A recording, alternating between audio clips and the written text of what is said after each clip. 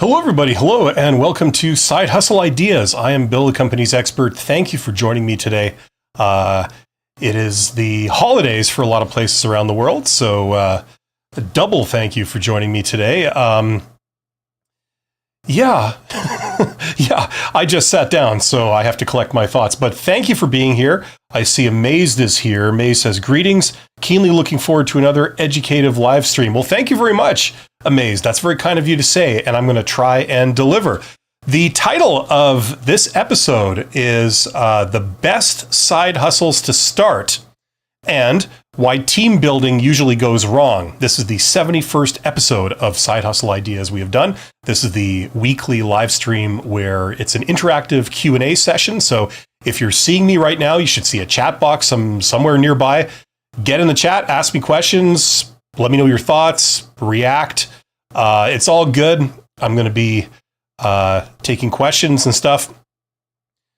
And as always, special thanks to my YouTube channel members, my Patreons, my super thanks donors, and of course to you guys. I see there are 14 people here. Thank you for joining me.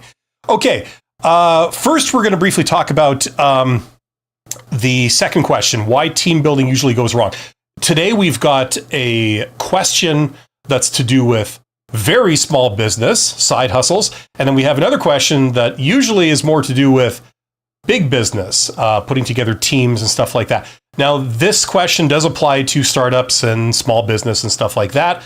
Probably not side hustles, though. You probably don't have a team if you're doing a side hustle. But this is something that came up recently. I wanted to touch upon it. Okay, so let's get into it. Why team building usually goes wrong. I don't know if you've ever been, you've had a job where you've been put on a team and you're not super familiar with the other team members, but you have to work together. A lot of times, those can be very dysfunctional. And in particular, I want to talk about a very specific type of team. I want to talk about a type of team that's usually high level. The team is responsible for creating a business or growing a business. So they're going to be handling higher level strategic decisions. And an example of that is a small business that you're trying to start, and you're trying to start up a business unit or something like that and get into it. And this is something that happens quite a lot, actually. Now, sometimes you are part of the team.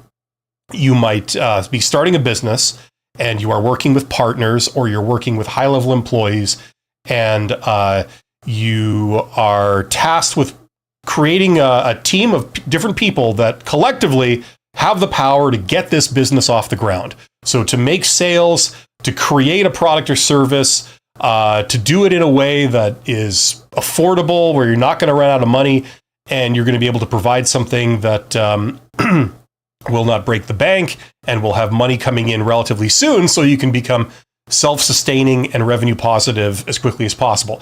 So this is the type of team I'm talking about. And often these teams are kind of dysfunctional because there are two conflicting ways that people select the team members, right? The first way is you pick people with the right skill sets. Okay, so either they have the required knowledge or the required relationships or the required track record to create the thing that you're trying to do, whether that's to create a product or it's to get a foothold into an industry and start getting customers or clients immediately. Okay, usually you're going to be picking those people because of their skill sets. Now, on the other side of the equation, you've got the problem of fit, right? In modern times, much has been made of a lot of soft skills, personality types, communication styles, collaboration styles, work styles, this kind of thing. And I mean, that's like a whole sort of topic in and of itself, right? How to get people to work together effectively and efficiently, right? But what, so if you're following those principles, you would probably select different team members because they would complement each other on their fit, on their communication styles, work styles, collaboration styles, etc., right? But that's not what we see in the real world. Usually when you're assembling this team, like I said, you select people based on skill sets. And usually you get some, highly competent, highly capable people that can be more of the prima donna type. So this creates a conflict because although they have the talent, they can't work together. That's the problem that we see a lot. So how do you manage this? Well, that's what I wanted to talk about today, this conflict between skill sets and fit. No one seems to talk about this, but it comes up again and again, and it results in horrible, dysfunctional teams that don't really succeed. Everybody hates working with everybody else. It doesn't flow very well, and the results hoped for are not achieved. So what I've learned in my career was that, have you ever heard the expression, just hire me and get out of the way? Right? Well, that can be an effective way to operate. A lot of managers, a lot of bosses that oversee these teams, they take the attitude that, look, I think you're a talented person. I'm hiring you and putting you on this team so that you can work your magic. You can do the thing you do. And I'm not going to get in your way by severely limiting what you would want to do. I'm not going to require everything you do to require written approval from me to do any little thing. I'm not going to place all these constraints on you. I just want you to work your magic. The thing you've done in the past, I want you to do that for me. Right?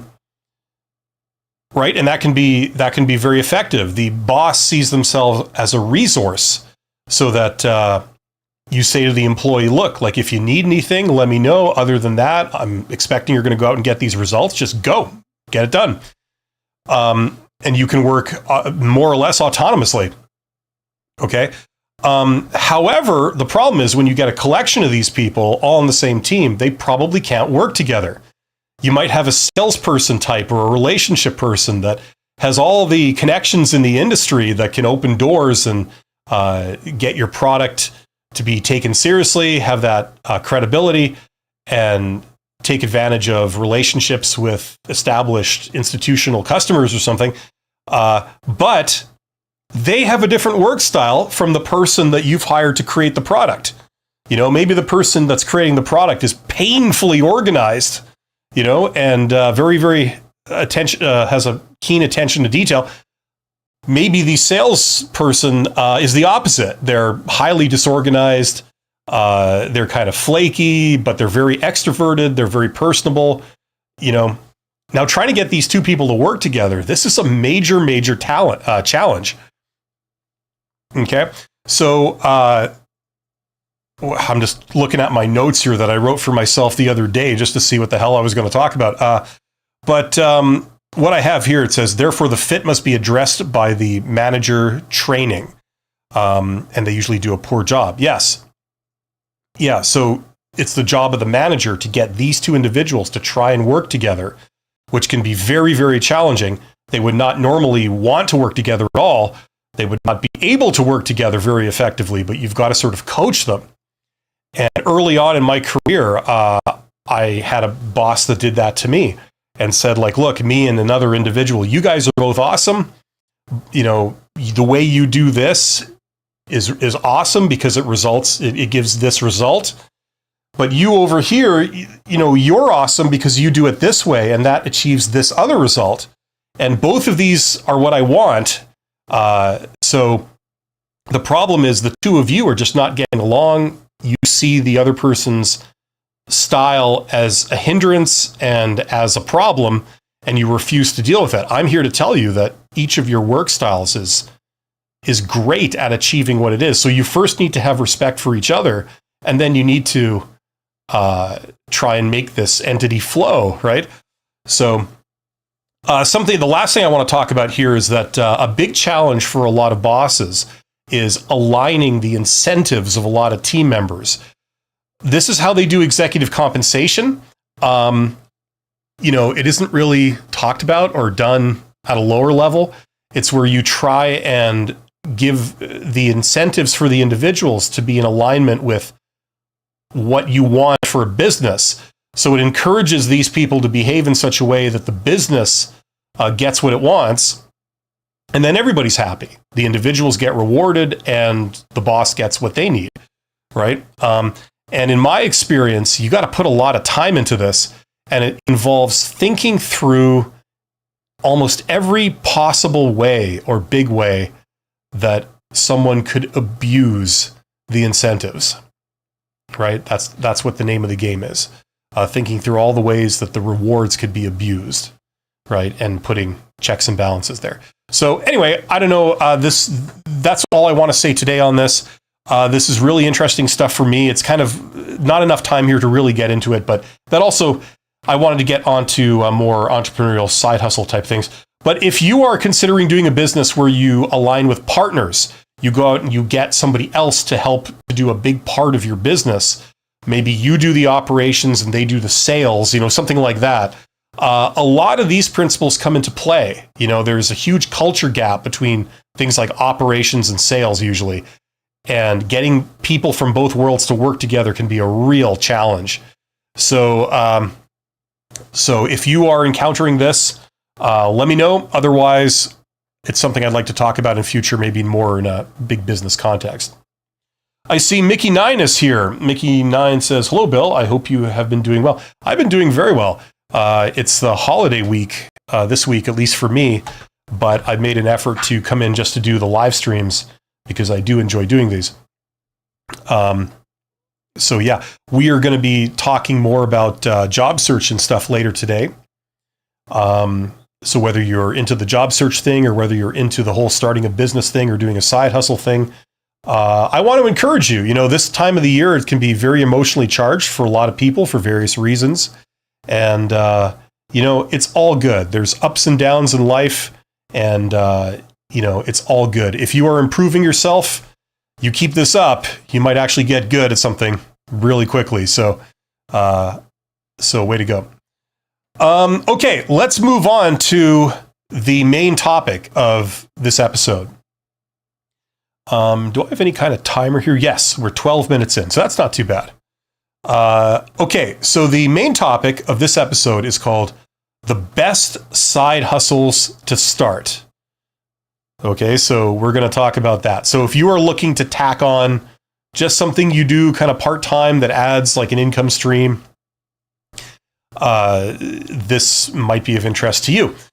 Now, I've seen a couple of articles on the internet, and I've also seen a couple of other YouTube videos for people who talk about this kind of stuff. And I have to admit, I got kind of a bad first impression.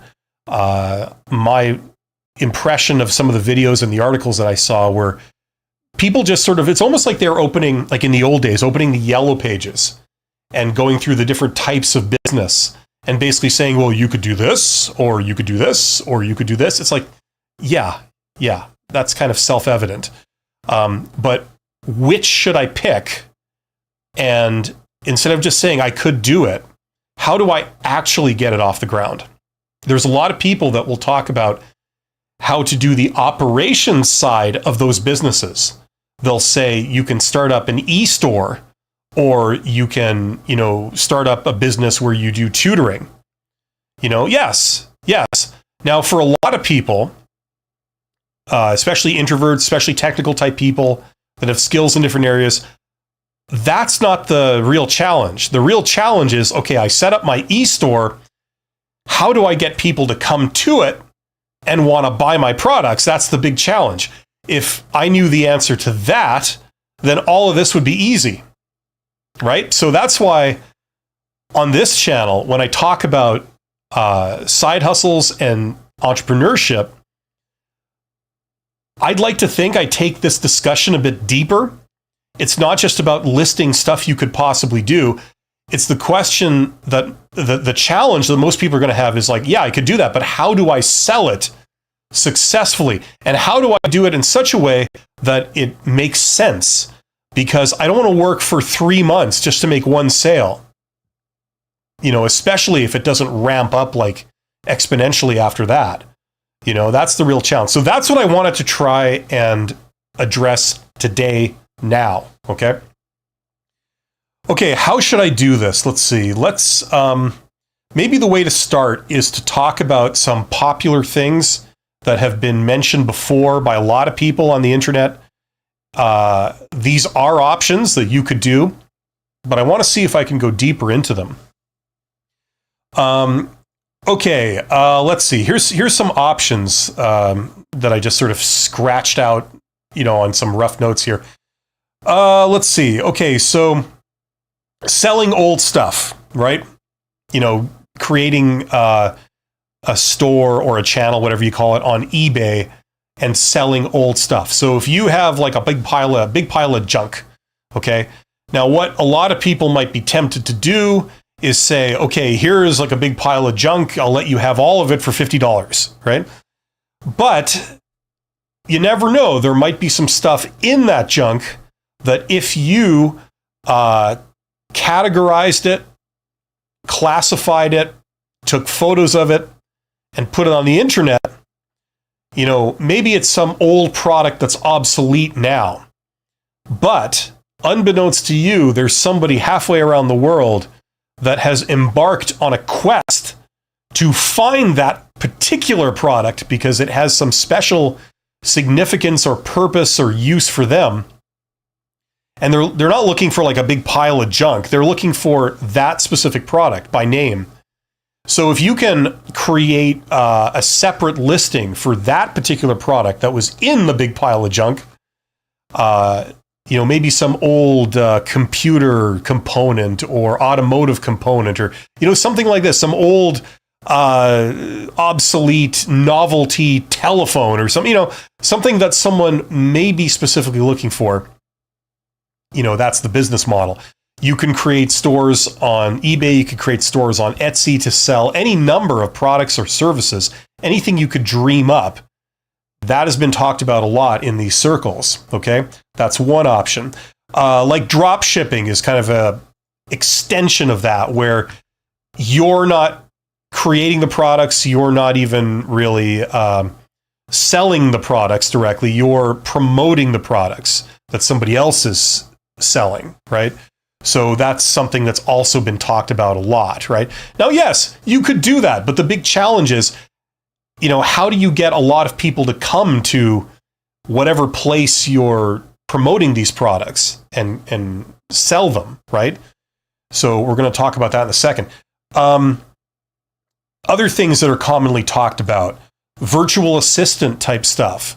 Now, this is more small scale. This is more like, in theory, all you'd have to do is reach out to, say, one local business. You could go down the street to a store or something that's just on, nearby, maybe a mom and pop shop, something like that, where they don't have a very corporate established kind of infrastructure, right?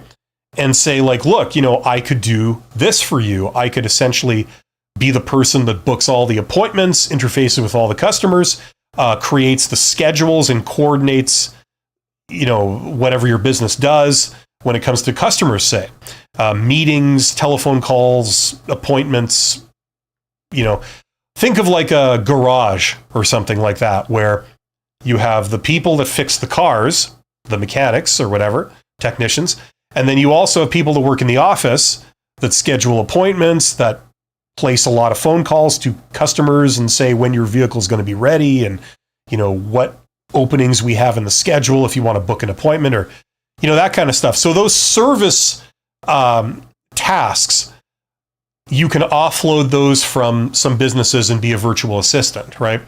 Now that's a bit more unique because, as I said, you don't need to be some kind of influencer that the public comes and sees whatever you do. You just have to be someone that knows one business, and you might have personal connections to that business. So that's more of a valid thing. I can see that happening. But it requires that special relationship. Either you march down the street and go and meet the owner of the mom and pop shop business, or you have that relationship through other channels beforehand. Coaching or consulting or tutoring. This is a big one, right? Once again, I like this option because, once again, you don't have to be some kind of influencer level type person like you would in, say, drop shipping. You just need to be able to make yourself known in some very small local circles, right? So if you want to offer tutoring to students or whoever, either as individuals or in a group, if you're helping them to prepare for an exam or pass a certain test or something like that, or get remedial learning. That's certainly a thing you can do. Coaching and consulting, it depends what scale, what level you're doing it, because at the very bottom level, like if you're coaching students or something, or just like people locally or something, almost like giving like piano lessons, like that type of thing. You don't need to be like an influencer. You don't need to understand the sales part that much. But if you're going to get into, say, higher level coaching or consulting, then the obvious question is, why would somebody buy these services from you than from someone else, right? Because it's not like they don't exist.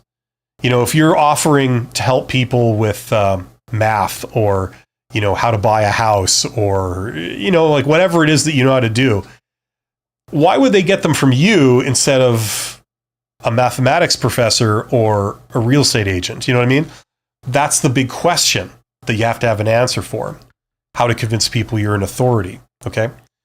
There's so many other things that I don't hear a lot of people talking about as side hustles, like things that are not internet based. Like if you want to work in construction, you can just be a handy person. You could go into maintenance of houses or whatever. You could build decks. You could build fences. There's all kinds of things you can do on the side, right? People talk about, or like being a mechanic or something and fixing people's cars, or helping. Where I am in the world, it gets very cold in the winter, and you need people to boost your car in the winter when your battery dies and stuff like this. You can offer those services, maybe locally or something, or shoveling people's snow, whatever. The stuff that people tend to talk about are more internet-based stuff, like, doing graphic design, video editing, website design, website maintenance, that kind of stuff. If you know local businesses that have a website and it's a pretty amateur affair, and they just need someone to be the webmaster, to administer the website, maybe do some maintenance, maybe add little things to it every now and again, you could do that. Content creation, I don't know what you call it, but there's a lot of YouTubers that pay people to edit their videos and adapt their videos to different formats, things like that. All that kind of stuff, that's been talked about quite a lot. Business writing. Business writing is undergoing a lot of changes right now because of AI.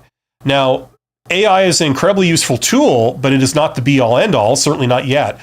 And I think there's a bit of a myth that's being propagated out there that you don't need to know anything about anything, but you could become a content creator just using AI. So you could go to companies and say, look, do you have a YouTube channel? Do you have like a website? I could create all kinds of custom videos that show off your products and, talk about your business and what you guys can do for your customers and all this kind of stuff. And it's all AI generated. So, I can just create a ton of this. And my initial reaction as a former business owner would be like, well, that sounds good, and I'm sure you can create a great quantity of stuff, but what's the quality? If you don't know anything about what we do, we can't really teach you everything about every product, so you can't just rely on AI to know everything. It only knows how you direct it. You need to tweak what AI does to make it like really good. So I'm not really that interested in having a bunch of poor quality videos out there. I want good quality videos, or I don't want any videos. So that would be the big problem if someone approached me, for example, and proposed this. Okay, so these are sort of standard things that it seems a lot of people talk about when they say these are the best side hustles for young people or students or anyone to do if you just want to tack that on. You might already have a day job, but you're looking to add another revenue stream. These are some options, right? So, okay, yeah, you could do all that stuff. And some of them on the very small scale, you don't need like knowledge of business really that much to do them, right? But let's talk about some of the challenges involved. First of all, if you are a technical type person, which means that you have abilities you can sell, For example, if you know how to code, you could, manage people's websites, or develop people's websites, as an example. But you have the ability. But if you're a technical type person, you might not be tuned into the whole sales thing, how to drum up clients that would want to use you as their website administrator. You know what I mean? In theory, you could do the work, but how are you at actually contacting potential clients and convincing them that they should go with you instead of somebody else, right? Like maybe more established companies that provide these services, right? That's the big question. So for that reason, you would, in order to get that off the ground, all things being equal, you would have to tack on knowledge of sales, right? And marketing and networking and being able to sell and do a pitch and all this kind of stuff. I mean, that would be pretty damn useful if you're trying to do this. So if you don't have those skills or you don't have any interest or, desire to do that kind of work, then chances are you won't really be able to get this business off the ground because that's what it's going to need. Now, you could create the websites and all that, and you can do all that work in advance, but then you find that I need to sell this. People aren't just showing up to hire me, and that's when it falls apart. If, on the other hand, you are a extroverted salesperson, social butterfly type, lots of people, you can connect with a lot of people, you may not have the technical skills to offer, right? That's the challenge, right? So these are some of the real world challenges in doing this stuff. Now, I have to structure what I'm saying here. So this is how I would recommend that people proceed, okay? First of all,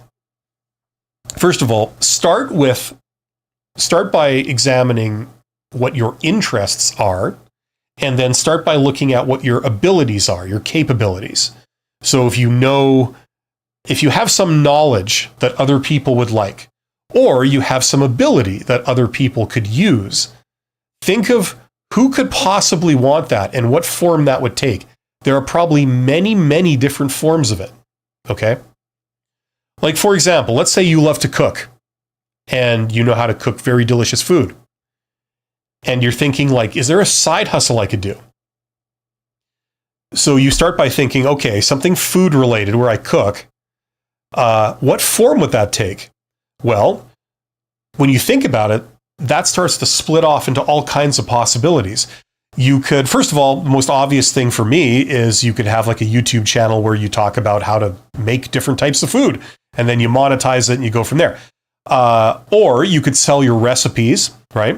Or you could sell food locally. You could learn what is required to do that, and then go out and do that, make like a virtual bakery or something. You can start by delivering food, building relationships with restaurants and things, and then delivering it. That can get you up and running soon. You could sell food products to things like grocery stores. So you don't have to sell it to the public. You're selling it to businesses. You make the cakes that are then sold at the local grocery store or something like that, right? So when you think about it, there's like so many different ways you could adapt it into a business model, right? It all has to do with food, and you could probably do any or all of these. The question is, what are the opportunities around, and what can you create for yourself? Okay, so some things to think about are scalability, cheapness, and efficiency. This is where we talk about, like, for example, if you're selling things on eBay, okay, as a business, there's going to be huge costs involved in shipping the products. There's going to be huge costs involved in creating the listings, like all the administrative work to go to each item, photograph it, classify it, create a listing for it with multiple photos, and it's all priced out and all this kind of stuff. To do that well, that's going to be time consuming, right? And to do that for every little product that you're selling, some of these might only be like, they might be under $100, and then 80% of that is going to be cost, right?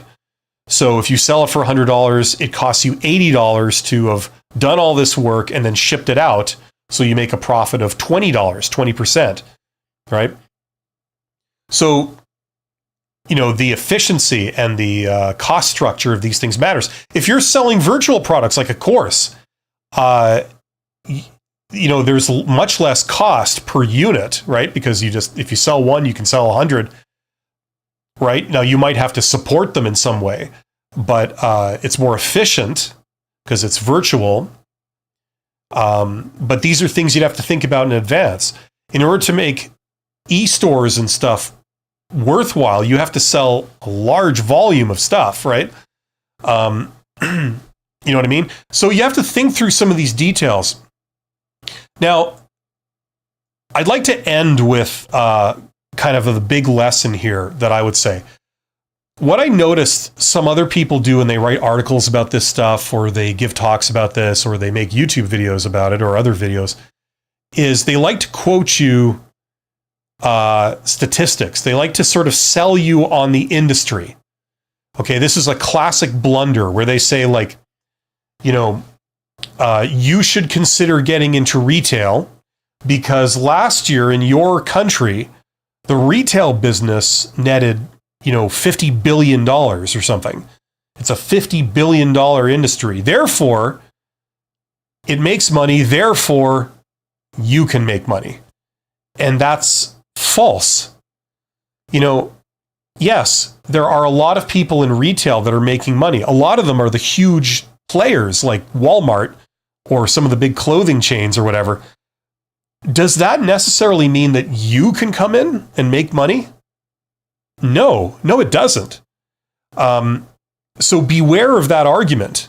The other fallacy that I've heard a lot is they'll use an anecdotal data point to back up their assertion. So they'll say, you should get into retail because Jeff Bezos got into retail and he went from, nothing to being like a trillionaire or whatever he is. Therefore, you can too. Right? Now, what you're missing in that supposed statistical backup of this argument is that for every Jeff Bezos, there's 1 million people who fail, who not only don't get anywhere, but they invest in themselves and then they lose the investment. They spend $100,000 trying to start a business and then they fail and then they lose it all, right? So, that's not a good argument. That's not like using one tiny data point and saying this person did it, so you can too. Don't fall for that, okay? Don't get me wrong. I want you to succeed and you can succeed, but beware that argument, okay? That's false. And you don't have to take my word for this. Go and verify this. Go do your research into it, okay? But don't be fooled by that.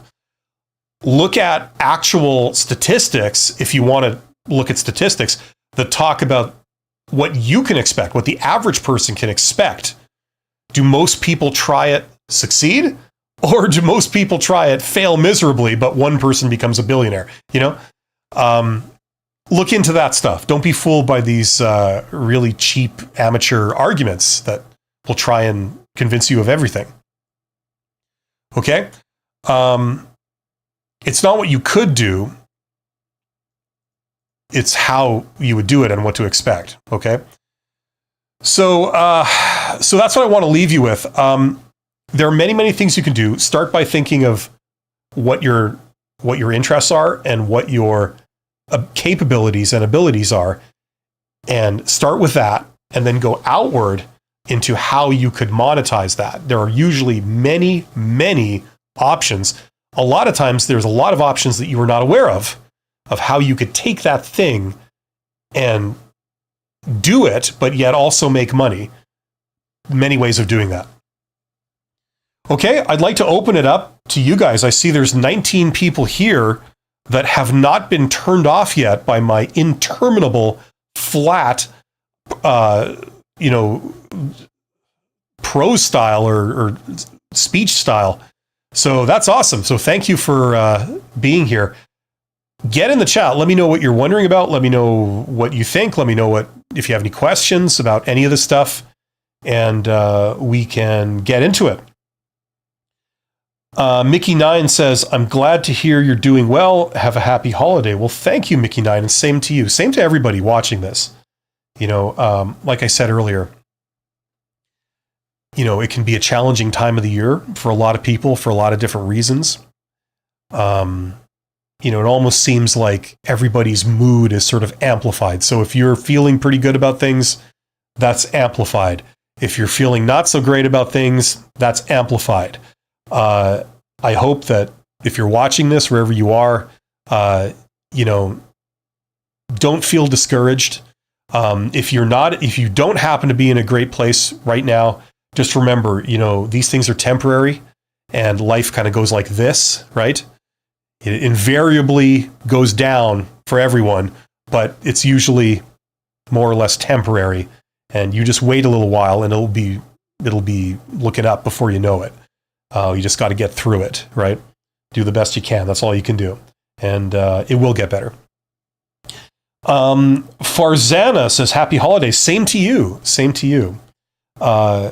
Gustavo says, greetings from Bolivia. Bolivia. Okay, capital Bolivia. Is it La Paz?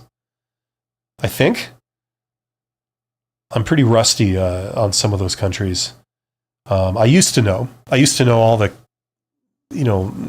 South American countries and their capital cities and where they are on the map and all that. Yeah, Peru is Lima. I think it's La Paz. I'd have to look it up. Let me know if I got that right or I just embarrassed myself. Yeah, you guys are awesome. Listen, what I try and do on this channel that I think, maybe I'm being a bit egotistical, but I think it separates me from a lot of other people is I'd like to encourage everyone to learn actual principles of business. Don't learn, your business from coffee table books or things off the internet. Do it properly. It is a legitimate field of study. And there's a sort of line, a barrier that separates people who study it legitimately from people who study it or learn it or whatever in a very amateur kind of way. It's almost like medicine, On the one hand, you've got actual medical professionals that have gone to med school. They know their deal, right? They know how to do all kinds of insane things. They know how to do all kinds of surgeries and, they know their stuff and they're very good at it. And then you get sort of the world of amateur medicine where you've got old wives' tales floating around and pseudoscience and, someone will just make up something. Oh, did you know that broccoli can cure cancer? Yeah, it's true. My uncle tried it and it cured him. So therefore it will cure you. And this stuff just propagates. It's like this amateur world of medicine. So there's like this line between the two worlds, and that's what you have in business. You have like the legitimate study of business that's done in universities, that's well established, people that know what they're doing, they understand this. And then you have this amateur world of like, the coffee table books, the rich dad, poor dads, and the, little get rich quick schemes and all that kind of stuff, just amateur. And what I want to encourage is if you're serious about this and you want to like learn how to make money and make your fortune, if not now, then in the coming years, so that you will end up on top. If that's what you want to do, I want to encourage people to step from that amateur world into the legitimate world. Learn this stuff properly. It may take a bit of time, but you will benefit from it. I don't have any skin in the game. I'm not trying to, necessarily sell my courses. It's there. I have stuff if you want to go in that direction, but regardless if you're looking to, if this plays any part of it, I want you to not spend 15 years wallowing around in this amateur world of hearsay and pseudoscience, and learning all your lessons the hard way, in a painful, costly way, and being confused and being perplexed as to what to do. I would rather you go directly to the legitimate source of this knowledge. It's not rocket science. You just have to go and get the legitimate knowledge. not somebody's like latest self-help book or get rich quick book, That's all. I need to maybe learn how to phrase this a bit more professionally, and that could be like a moniker for my channel. Gustavo says Sucre is the capital, but the government is in La Paz. Okay. Yeah, so I did get La Paz right. People usually tell you to gain a second income before quitting your primary income. Do you agree with that? It's not a bad idea. Like, I don't think you always have to do it like that. A lot of people don't. But it's not a stupid idea. If you can do that, sure.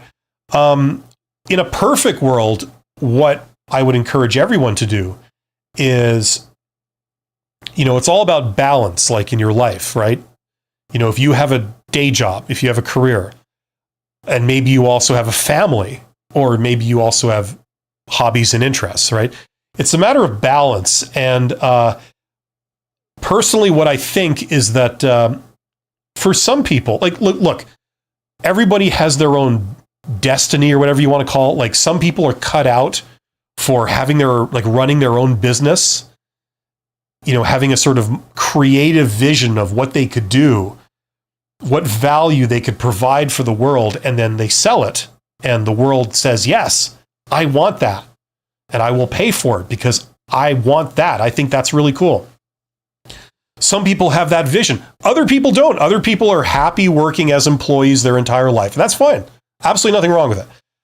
But what I would say is that if you're young and you don't really know, or you have hobbies and interests, and maybe the idea of like working as an employee your entire life, doing what somebody else tells you to do, is just kind of uninspiring for you, maybe look into this stuff. And if you want to look into this stuff, a side hustle is a great sort of practical application of business knowledge, right? So I still think the real journey is to learn the business knowledge. If you really understood money, how it works, how you make it, what it would look like to make it, you can go very far. You can go a lot further than if you were just an employee, right? So if that's of interest to you, I would suggest that you take a few hours per week and try this stuff. Try your hand at doing a side hustle. Try your hand at amassing the knowledge of business. Learn business. Business is the scientific study of how to make money. That's what it is. Okay, so you can couple that with a hobby. If you have got a hobby, say riding dirt bikes or something, right? And this is what you do for fun. But wouldn't it be great if you could make riding dirt bikes your full-time job, where you get to do it and then you make a fortune? Like wouldn't that be great? That's what you do. You get to deal with dirt bikes, all week long, right? You don't have to go and give the best hours of every day to some employer doing some job that you don't care about and it's uninspiring. So that's what business can do. If you learn how to make money, you can monetize whatever talents and abilities or interests that you have. I think it's a wonderful thing. So this is why I recommend people learn it, and don't do the get rich quick schemes. Do the like actual knowledge of how the world works. A lot of the study of business, a lot of it is a study of people, because ultimately you sell something to people. So you have to understand what their needs are, what their wants are, how to convince them. You know what I mean? If you tack that on, it's very powerful. So you could go that way that you're suggesting, Gustavo. You could like say, okay, before I quit my day job, I'm going to create like a side hustle or something so that I have money coming in while I'm between jobs. You could do it that way. Or what a lot of people do is they just sort of get another job before they quit their first one, right? So there's no downtime in between. Now, I don't know which is better. I think both have merit. The advantage of that is that you're not diluting your time. You're not splitting it between, like, I got this business to run, but I'm also looking for jobs, right? So there's pros and cons of both.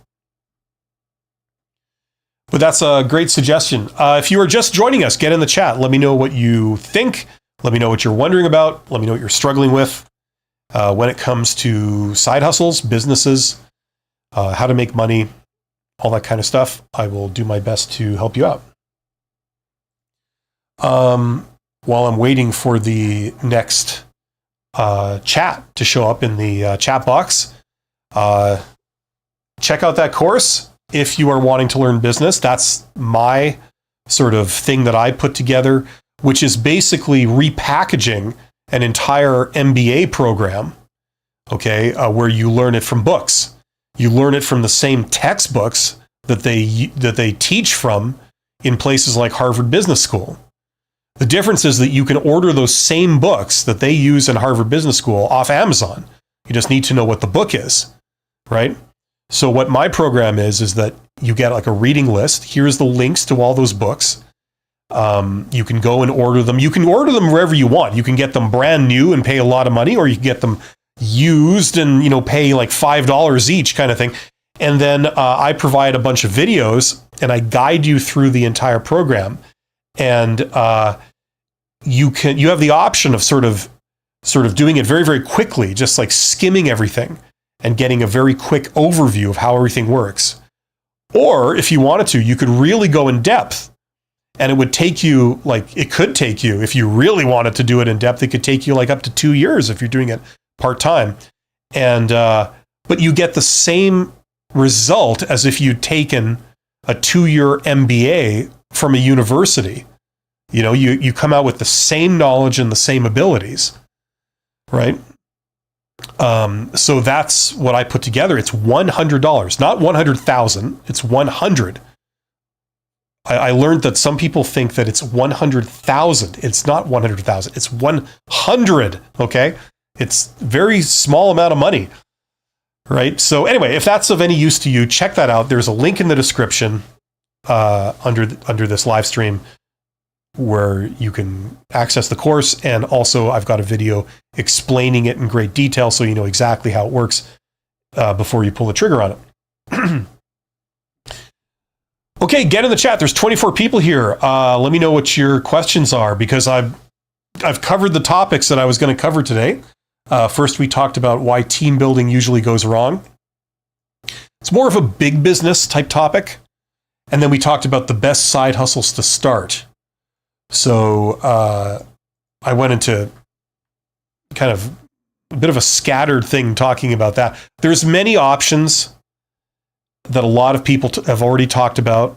You can do those, but I feel that they don't explain really,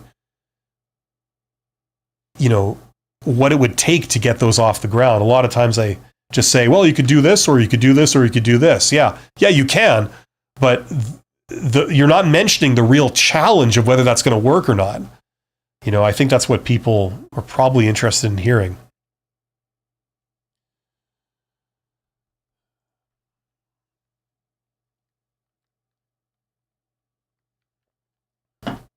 Covered Girl says, hello, looking forward to the recap. I just know I am wanting to exit my work sabbatical, preferring entrepreneurial tax write-offs, side hustle.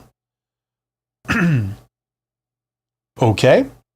Yeah, that's good.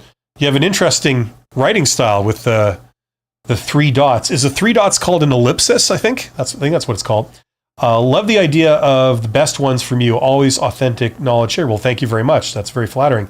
Yeah, what I like. Okay, to kind of recap, what I would say is, if you're looking to do a side hustle, okay, it should start, in my opinion, with you taking stock of what are your interests and what are your abilities and capabilities.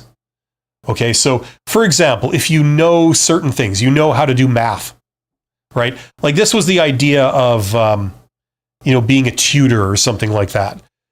let's say you graduated from high school many years ago and you understand grade 12 mathematics, but there are many people out there that are struggling with it, a lot of students that are struggling with it, right? And you say, look, for people who are local to my area, okay, I can tutor you in mathematics. Now, I can either tutor you individually or I could tutor you as a group. Let's put together a group of, like, say, 10 students. Okay, you pay me, and I will essentially offer classes where we cover what you guys are struggling with. You can ask me questions and work one-on-one. We can do stuff as a group, right? And this will help you to pass whatever educational thing you're struggling with, whether it's a standardized exam or, like in the States, they have like SATs and all those standardized tests. I don't fully understand them because I'm in Canada. I've never done those. But you know what I mean? Like, you have that knowledge. Now, you're nobody special. You're not like, some kind of person that has like highly specialized knowledge that no one else in the world does. But you have this ability, and, you can help people. So that would be something that you could set up right now if you wanted to, right? It almost makes it so that anyone could do this, because wherever you are, like assuming you're, say, 18 years old or whatever, you will have some knowledge of these things that other people wish they had, right? And so you could do tutoring. Now, there's other things you could do. I mean, theoretically, you could write books about it, or you could write a study guide, or you could do videos on YouTube, or you could, go and teach as a guest teacher in the schools in your area. You could approach the school and say, like, hello, I can tutor mathematics. I know you have several students that would like to take a remedial math course. Is it okay if you allow me the use of one of your classrooms after school, and I'll come down there and, we can put up a thing in the hall saying, if you're a member of this group, you can, come and attend these classes. It costs, $20 each or something. I don't know, whatever. Like, there could be all kinds of possibilities to monetize knowledge that you already have, So it's a matter of starting with, what do you have or what you're interested in? And then thinking, like, how could I monetize this? How could I provide either a product or a service for others that might want this or need this in exchange for money? It could be virtual. It could be physical. It could be face-to-face, brick and mortar, or it could be all virtual on the internet.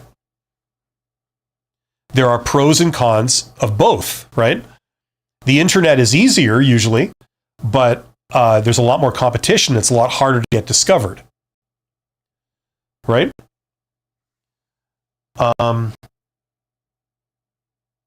CoverGirl said, is that Limbo? LMBO? Thanks. Shorthand thing with me.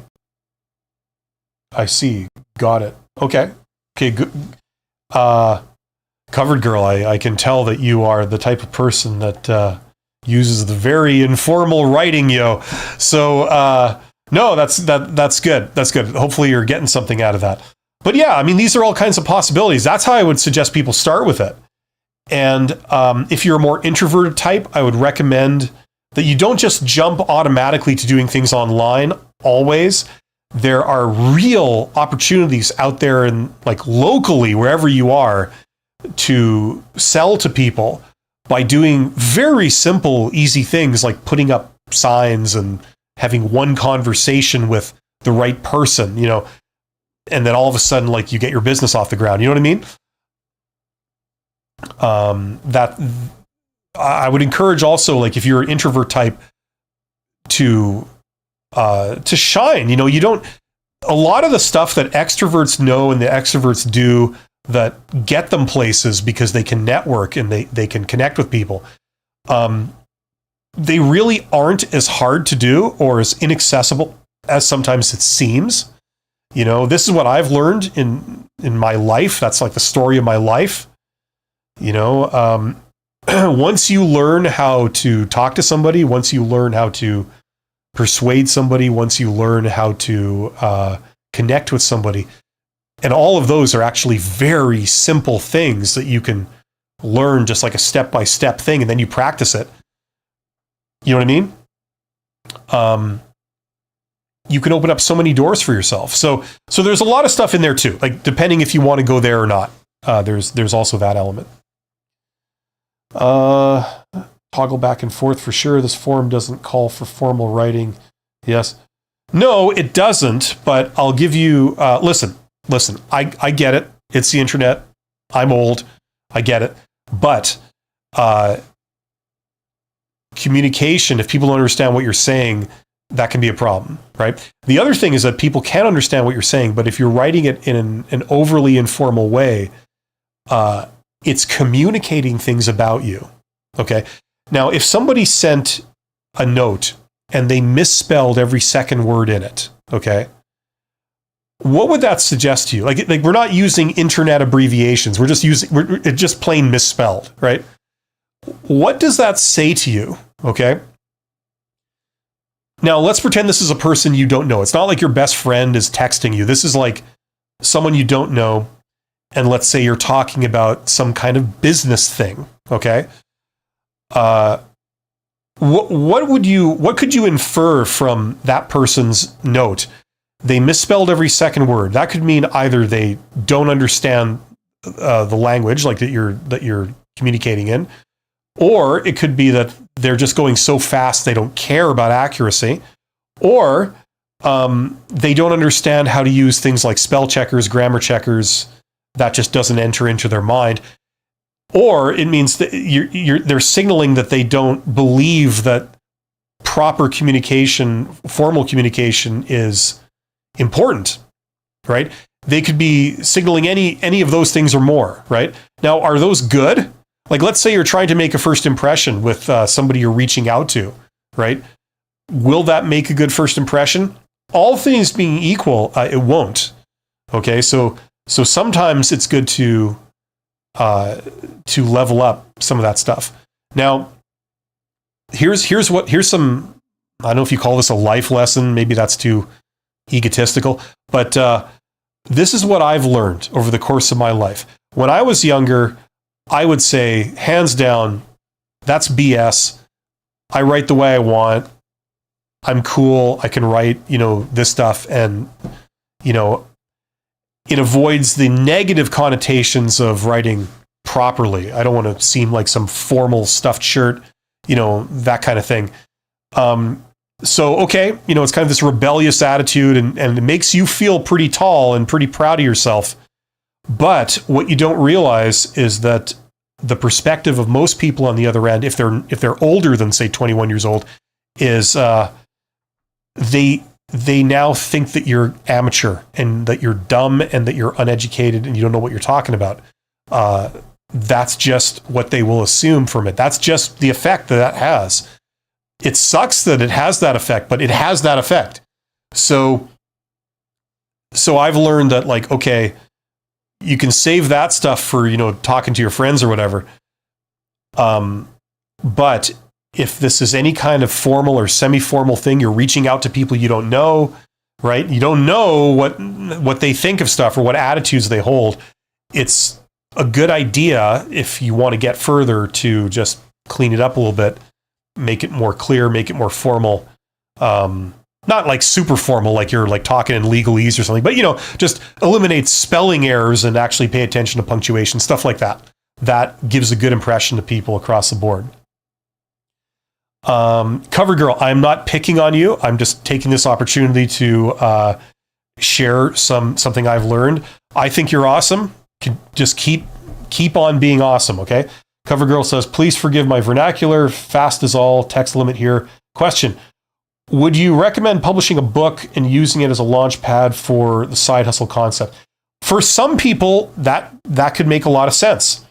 For me, you see, this is another example of a major problem with people recommending side hustles, because what they do is they think about the operations. They think like, okay, how would I write the book? How would I get it published? Oh, I know how I'd write the book. I'd use ChatGPT to help me. I'd write it over several weeks. I'd get my friends to proofread it, blah, blah, blah, blah, blah, blah. How would I publish it? Oh, that's easy. I could self-publish it, or I could do this, or I could do that. And then it's published. But then they never give any thought beyond that to, okay, how would I sell it? In order to make this make sense, I would have to sell, say, 2,000 copies minimum. Now, if I sold them for $20 each or whatever, how could I get 2,000 people to pay $20 for my book? If I was going to sell 2,000, that means that I would have to reach 100 times more people, like 200,000 at least. And that would be if it's like a really compelling sell, What a lot of people find is the multiple is more than that. It's like, 1,000 to 1. So that means if I was going to sell 2,000, I'd have to reach 2 million people. Now, how am I going to reach 2 million people? Do I have a plan for that? Right? This is the kind of thinking that a lot of people, especially when they're young and when they're doing this for the first time, they don't think that far ahead. They just think, I want to get a book out because it's an ego trip for me to say I have a published book. And that would be so awesome. It would be a real feather in my cap. I'd be able to put that on my resume. I'd be able to, tell everyone. But they don't think like, okay, if I don't have a plan to realistically get exposure to 2 million people, financially, this is going to be a flop. I would have to end up paying more money than making any money, right? So for some people, absolutely.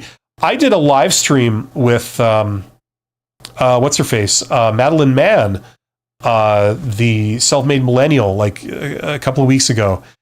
And she has a book coming out in April. So check that out.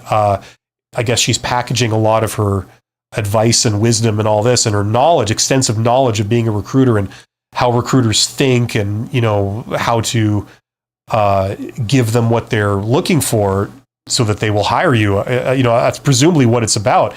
And I know that she knows her stuff. So she's writing a book and that's great. She does also have a YouTube channel. So I'm assuming that she has such awareness from her YouTube channel and her LinkedIn presence and all this kind of stuff to be able to get the exposure to sell it, right? Now, people have asked me, like, Bill, you should write a book. And my reaction is like, first of all, I don't like writing particularly. I'm terrible at writing, other than like business reports and things like this, or engineering reports. But I don't think I'd be able to sell it, Like I just don't have that kind of exposure, for me personally, to make this like a big thing that would make you any money. So that's my personal opinion. So you'd have to think through like the whole process from beginning to end, not just the writing of the book and the publishing, but how you're going to make money, the business model. And and you have to think it through with a skeptical eye, where you don't just say, and then I'm going to sell 100,000, you'd have to look at it like questioning, skeptical, and say like, okay, well, convince me that that's true because I question that. Show me evidence that that will actually happen because it sounds like wishful thinking, So then the onus is on the person to turn around and say, okay, well, here are what my previous efforts did. Here's my track record. I've already sold like, 1,000 t-shirts on an online store or something. So like I know how to sell. I know what the exposure is and I can get the exposure. So it's like, okay. That's sounding a little bit more realistic now. Right? So that's how I would approach it. Does that make sense? It's a great idea. Now, maybe you don't need to sell it to make money. Maybe your goal is to just have this book so that you can send the book to 10 individuals that you're trying to gain their favor or get credibility in their eyes, that you want them to take you seriously and see you as some kind of expert or professional. So you don't need to sell thousands of copies of your book. You just need it for this specific purpose.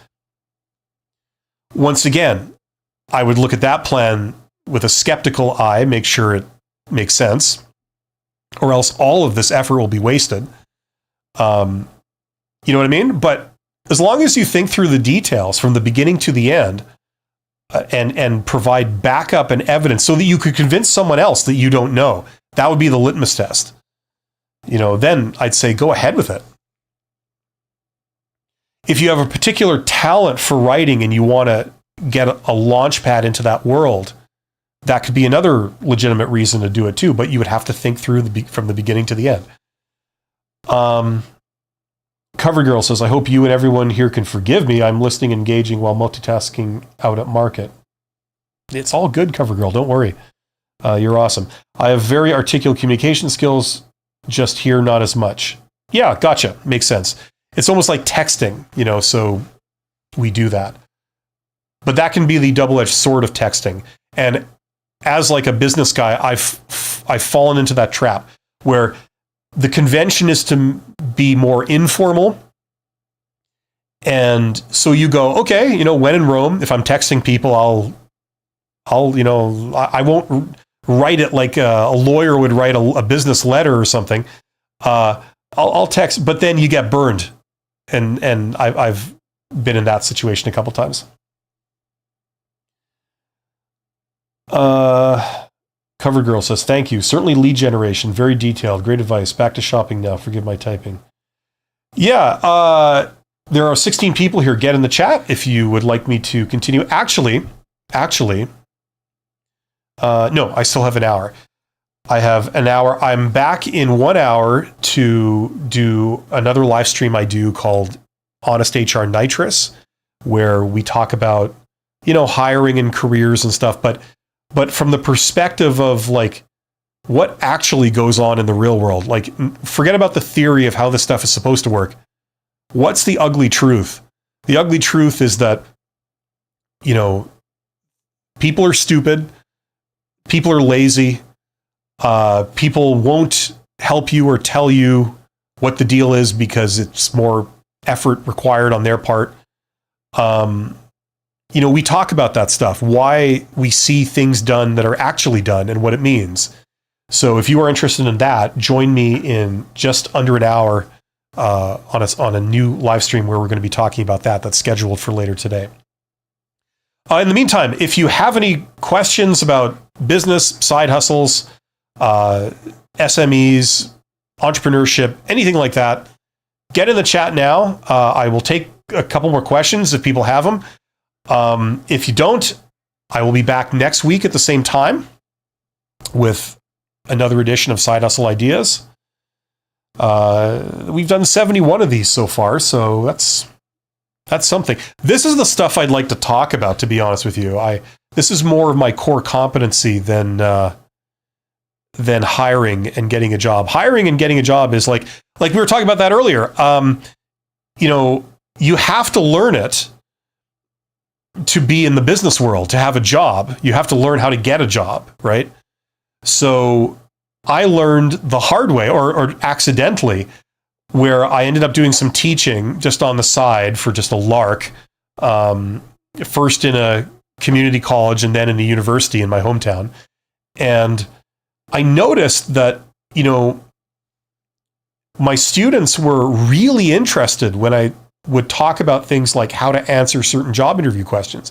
It wasn't what I was teaching courses on. It was just sort of like this thing that you talked about informally after class. And so I would say, well, if someone asks you this question, this is how you answer. And then I'd notice like everyone would show up to hear my answer and they would like pay attention, and then they kept asking me the same questions over and over. I'd always get like, how do you answer, tell me about yourself? Or how do you answer, where do you see yourself in 5 years? Like these questions. So I'd say, this is what I'd recommend you say.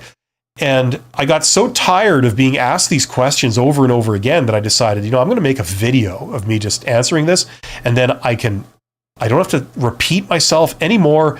I can just send people to my videos, and it would save me time and effort. I don't want to stay half an hour after class every day talking about this stuff. It has nothing to do with the material we're teaching in the class. So I did that, and that's how my YouTube channel started. I just put them online, and And then things took off from there. So there's an example of like, what abilities do you have? What capabilities and what interests do you have? And how would you monetize that? If there's other people that want to know what there's an opportunity there. If there's people out there that want a thing that you can do, there's an opportunity there, right? If they use it. You don't have to offer something completely original. You could offer what's already out there. It just maybe you only offer it to local people, or you do it in a certain way that other people aren't doing. So for some customers, it would make sense to partner with you rather than someone else to get that. You know what I mean? Like these are all the sort of what do you call it? The germination, like of entrepreneurial type ideas, right? Yeah. Okay. Not a lot of activity going on in the chat, so I'm going to wrap this up. I want to thank everyone for being here. There's 19 people here. You guys are awesome. Happy holidays. Go and do something fun.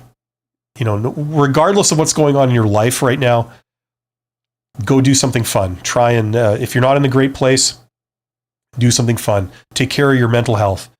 Take care of yourself. And remember that these things are temporary. You're going to be back on top before you know it. And if you are doing fine, great, enjoy it. Follow your bliss, follow your dreams, and learn as much as you can, because knowledge is the real journey we're on. The more you know, if you know how to do things and make stuff happen and make money, things are easy, right? It's just getting the knowledge. Raj says, hi, I would like to ask, is real estate agent a good side hustle? Well, it could be for some people. I'm not a big expert in real estate. I think my wife actually is qualified to do new home sales and stuff. She took that many years ago. But here's how you would find out. You would go and sit down with a real estate agent, okay, and just ask them. Like, I'm just say like, look, would I be able to talk to you for maybe half an hour? I have some questions about the real estate industry. I'm just hoping to talk to someone who's in the real estate industry. I'm thinking of doing something in real estate, but I don't know what, and I don't know if I'm going to do it. But I just have a few questions. Would I be able to ask you some questions? Excuse me. So that's called an informational interview, if you don't know. And I don't know all the particulars of real estate in the country where you're in. I don't know where you are in the world, or if it's industrial real estate or just like, commercial consumer real estate, whatever you call it. But these people do, right? So they can answer the specific questions you have. And you might even be able to get your start by, if you're talking to a real estate agent, you could say, look, is there anything that you need done? Even if you just need a gopher, like someone just to go and bring you coffee or something, I just want to learn, and you don't have to pay me anything, but, I just want to learn. If you could just share some of the knowledge, as you go, I'm interested to learn the business, and in exchange, I'll do whatever odd tasks you might need, something like that. Like, it's about thinking like this. And they may be able to show you what that business looks like from the inside. And they might even be able to offload some jobs or tasks onto you that, they will start paying you for because you're actually doing real estate for them, right? They say like, look, the obvious thing is like, okay, I have a house that I'm trying to show, and it requires being at that house between 7 p.m. and 10 p.m. on Friday. And I just can't make it because I've got a family function. I'd like to go to my family function. Would you be able to just sit in the house? You unlock the door, you sit in there, answer any questions people have, get their information, give them my card, something like that.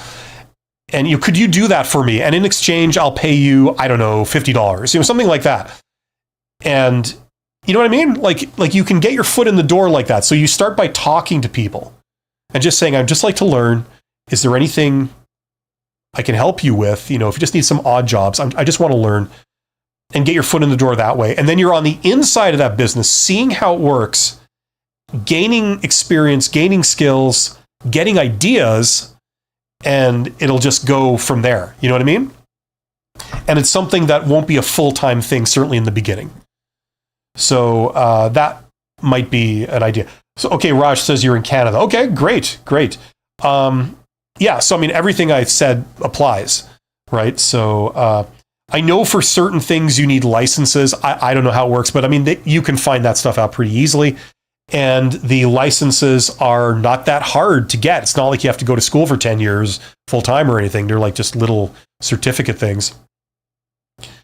But if that's what you're into, if you have an interest in it, it might make sense learning that business, because if you just spend a couple of years learning and seeing and, start kind of getting your toe into that business, it could really pay off later down the line. You can have a very successful career in it. You could have a side hustle, or you could found a company that you have employees doing a lot of the grunt work for you, and you coordinate it, right? Because you have the knowledge. So there's a lot of possibilities there. I would say go for it. Start small. Don't spend any money. Just spend time and effort learning. Okay. Yeah, Merry Holidays, Comfort Girl. I guess that's Happy Christmas is the if you're into the Christmas thing. Raj says that's super helpful advice. Thank you so very much. You're absolutely welcome, Raj. I wish you all the luck in the world. The more people put into learning this kind of stuff, the more it pays off for them and they end up on top. So good luck to you. Thanks, everybody. You guys are awesome. I will be back in 40 minutes with another live stream. Take care of yourselves. See you next week on another